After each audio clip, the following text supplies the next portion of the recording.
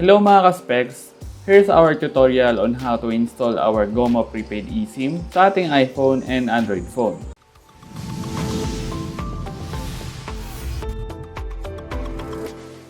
So before we proceed, makakabili nga pala tayo ng GOMO eSIM sa GOMO app. And nagre-range siya ng 199 pesos to 449 pesos.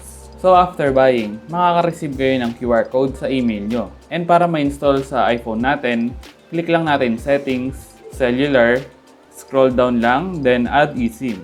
Then click Use QR Code. Then scan QR code lang natin yung sinend sa email natin. After scanning, click Continue, click Done, and Continue. Setup lang natin ito. And installed na yung GOMO eSIM dito sa iPhone natin. So para naman ma-install dito sa Android phone natin, click lang din natin yung Settings, Mobile Network, SIM Management, then Add eSIM.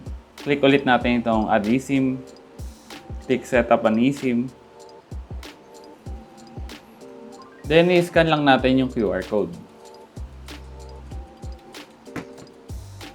Click Setup,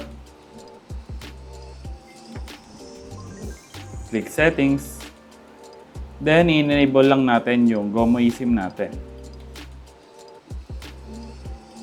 And installed na yung GOMO eSIM dito sa Android phone natin. So that's it for our tutorial on how to install GOMO eSIM on iPhone and Android phone. Thanks for watching!